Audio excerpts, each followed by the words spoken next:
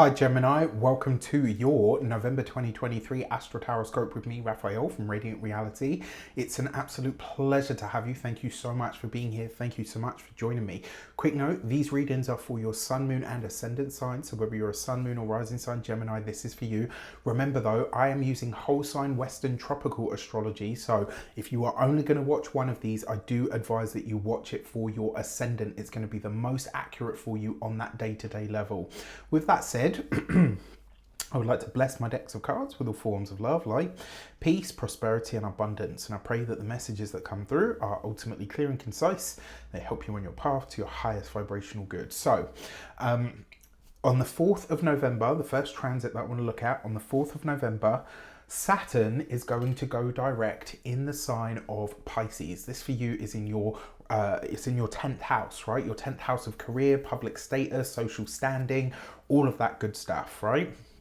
Now, this is Saturn going direct is a big deal for all of us because Saturn really, it provides, you know, when Saturn goes retrograde, you feel it basically on a sort of either very real or very visceral level because it's about reality, right?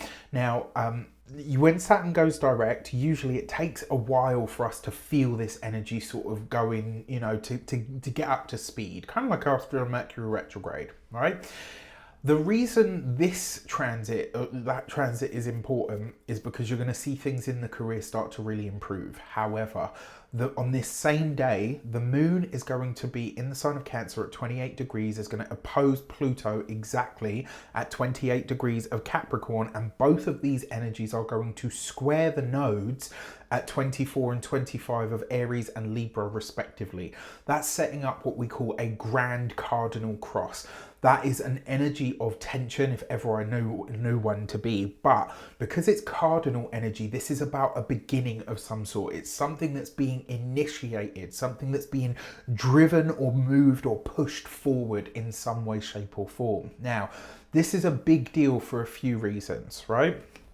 In your so the moon is going to be in your second house of money, finances and resources, but this is happening across the second house, the fifth house, the eighth house and the 11th. So second house, money, finances, resources, your personal possessions and also your value system. Fifth house, joy, pleasure, romance, but also your children. The eighth house is, you know, sex, the taboo, other people's money, big money, taxes, death, loans, this, you know, the taboo, all of that kind of stuff. Then the 11th house, your higher goals, aspirations and dreams and the benefactors that can support you in getting there. In your money houses, you've got literally like, you know, you've got the moon in your second house, you've got Pluto in your eighth house. So it's, and this is like, because it's a grand cardinal cross while Saturn is going direct in the 10th house of career, it's a difficult birth of some sort, right? The moon is highlighting your financial and sensual needs, your daily requirements when it comes to what you need on that sensual level and what you value on a personal level. Pluto is saying that your fears around money and resources and death are needing to be acknowledged and they won't be ignored. It also suggests that you might get like that you might now be getting serious about releasing your fears around mortality so that they don't paralyze you. It's like, okay, you know what, this is one of those moments where maybe you're accepting, yeah, okay, you know what, I'm not going to live forever, sadly. You know, thought I might, apparently not. Even you, my dear Geminis, who look youthful for the, you know, the remainder of your lives, it's because of that square to the nodes. This is a fated beginning and push forward that reveals where your control just is non-existent, and it shows you what you can do about it if you dare, right? An income stream could be going away at this time that provides the right sort of tension, you know, for you to push ahead as Saturn goes direct in your career sector. It shows you how you can forge a path of your own towards your deepest desires. So I love this for you. All right, let's see what the cards are saying. So for this, you have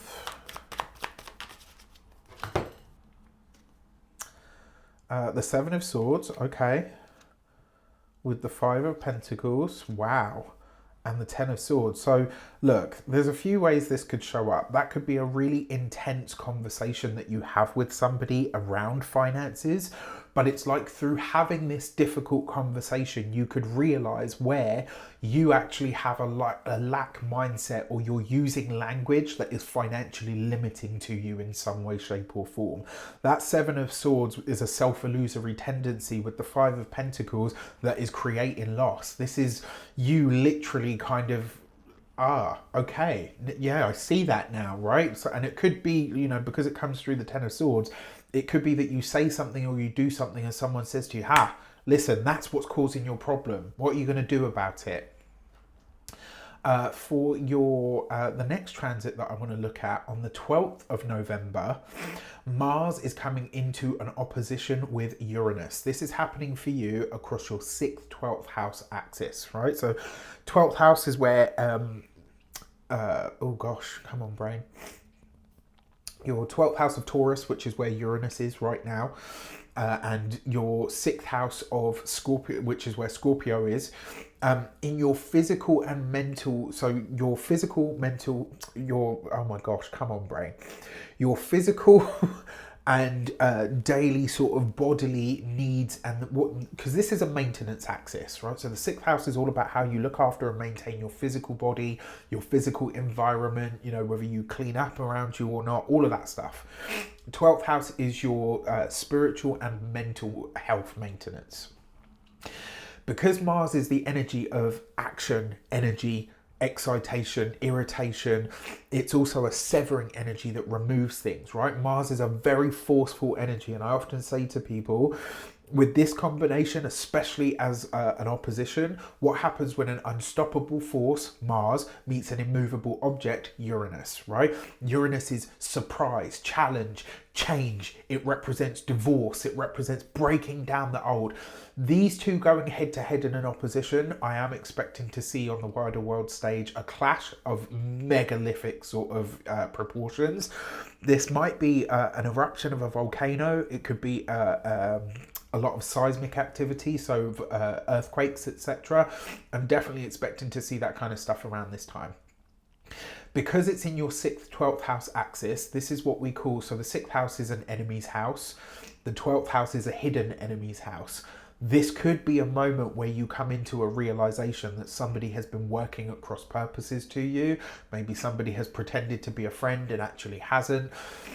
This is a time, it's a potentially sort of gnarly time. It's gnarly for everybody, but it will show up in different ways for all of us. Now, what I have said for everybody as a general, between the 10th of November and the 14th of November, please don't make any big financial purchases.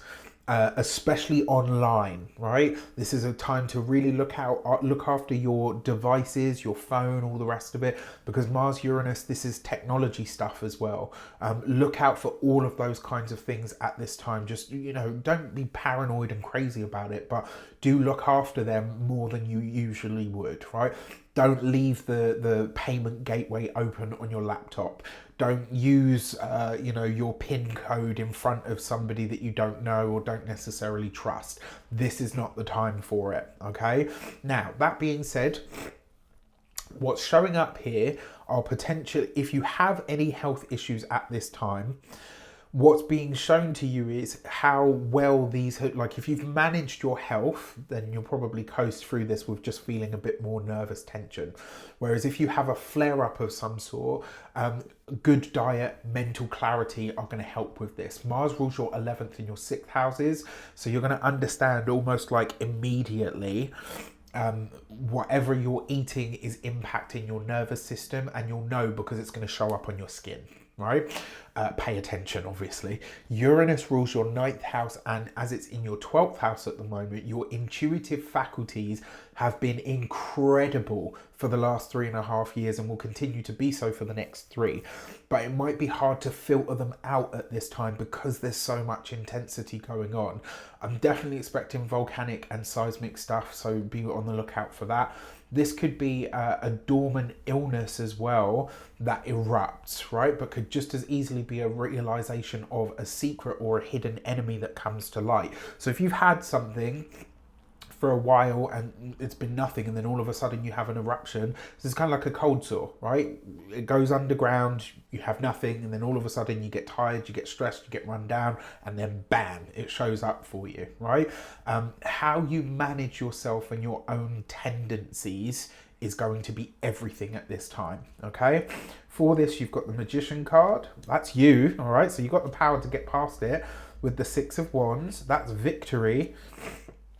With the Four of Wands, I think you will be fine. I think your health will be good. I think you will be able to head something off at the pass very quickly. And if you do have any problems or issues with somebody, I think it will pass easily. I think you'll be able to navigate it quite well and quite quickly. So I'm actually here for that. It looks like you're getting an easier ride of it, considering the houses that's in. That transit could be quite gnarly. Now, on the 18th of November, Mars is coming into a Cazimi. Mars is going to come into a conjunction with the Sun in your house of daily routines, the work, the grind. You find the Cazimi, right? Mars is being reborn, refreshed in some way. When a planet comes into conjunction with the Sun, it's said to be being rebirthed, reborn, transformed in some way. And this is happening in the sign of Scorpio, which is transformation. So your day-to-day habits, daily grind, etc., is set to change in some kind of really big way. Now, what's really interesting about this is Mars is action, energy, passion, excitation. The Sun represents authority figures, light, heat, vitality, things that and the Sun rules your third house of communications. So what's interesting to me here is if Mercury Cazimi is where we have like an inspired idea or some piece of information is revealed to us, a Mars Cazimi is inspired action, where something takes place and it's like, yes, this is the path and I'm going to continue on this in a really focused. So this is about focused, directed action that is requiring you to show up now and to continue to show up until you see it through. As the Sun rules your third house, this is a communication from an authority figure, maybe even a father figure, you know, someone that kind of helps give you a bit of a kick up the butt, but it's in all of the best love. It might be you getting serious about future plans and understanding that what you will need to sacrifice in order to have those future plans come about. For this, you've got the King of Swords. The King of Swords has been very active this month. You've got the Nine of Cups and you've got the Hermit. So this could be an air sign male, Aquarius, Gemini, Libra, that helps you. Probably somebody that's older than you or somebody that is wise for their years, somebody that's very learned. This with the Nine of Cups means that this person is helping you to heal in some way. And because you've got this with the Hermit card is also number 9. 2 9s represents receipts. And so what this means is you're seeing evidence in some way, shape or form, that change that you're making to your daily habits, your routines, your grind.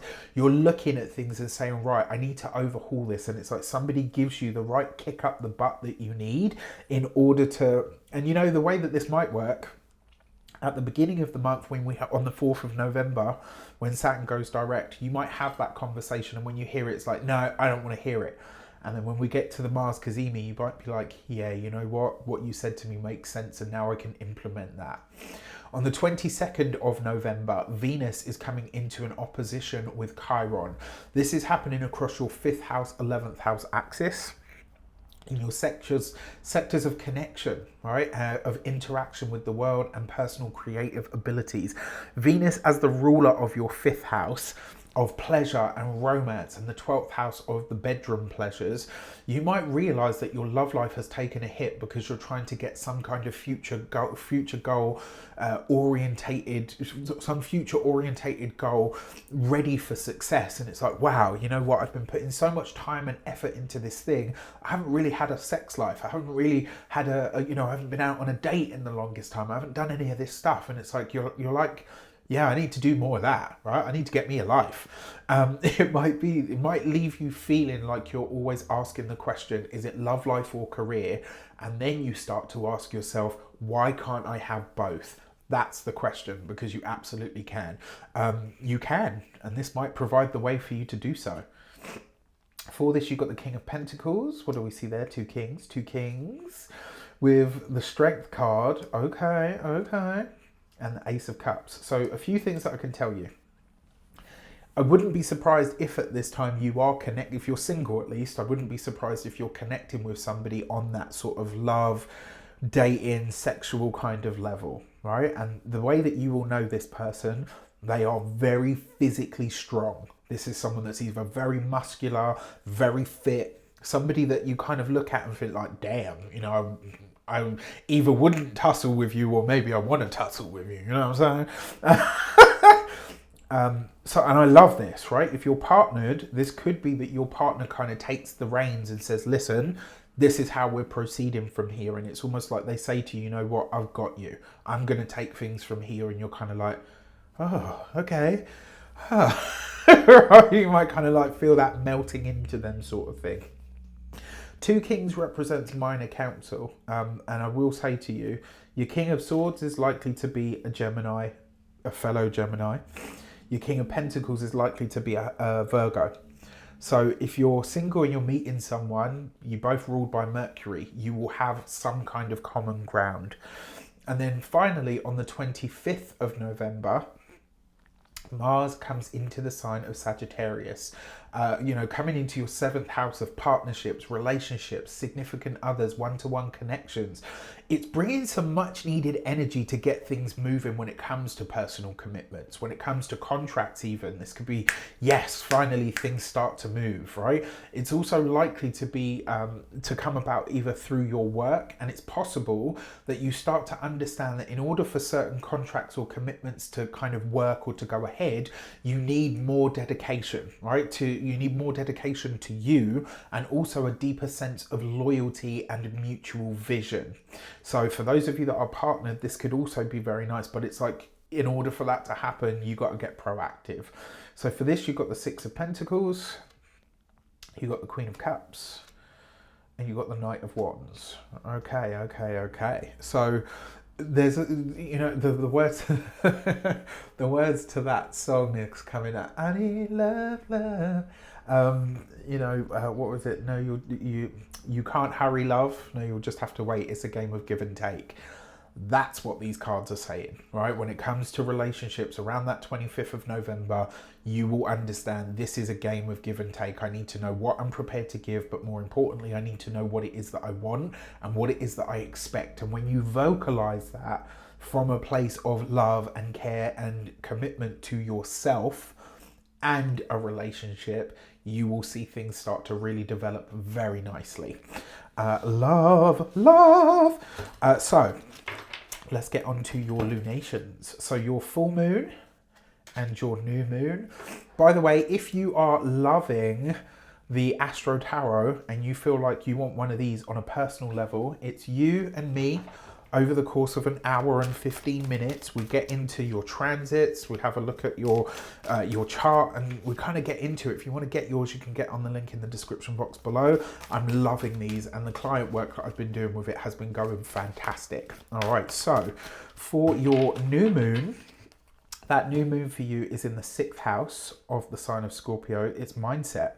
So how you shift and change your routines, the message here is, this is actually about optimization, right? This is about making your everyday experience, whatever it might be, work for you.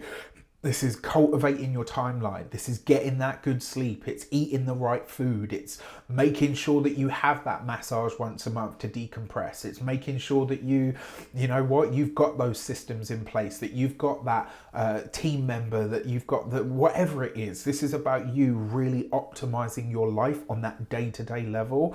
And the mindset energy is basically saying, until you do that optimization, your mindset, you're going to find it hard to shift, right? So this new moon in the sign of Scorpio is giving you a chance to change something on a day-to-day level that makes your life better. Your full moon, which is in your sign, so this is the full moon in the sign of Gemini, you've got the Gate 6 and Resolve. I actually like this because this card basically talks about you seeing something through to completion. The full moon itself is a culmination point, so I feel like this is you not only shifting your viewpoint on yourself, but I feel like this is a moment where, because the full moon in our sign, this is where there is a universal spotlight on you. So if there's something that you want to launch or something that you want to release, that's a good time to do it because you're most visible at that time. And what I really love most about this for you, it's almost like you see yourself in stark clarity. And because you see yourself in that kind of, that level of clarity, it's almost like you say to yourself like, wow, now that I really understand this about myself, I know where it is that I'm heading and what it is that I need to do. And you might then make even more adjustments to that optimization that you do on that day-to-day level. With that said, I wish you an abundance of all of that good stuff. Have a fantastic month and let me know in the comments how it shapes up. Take care and I'll see you soon.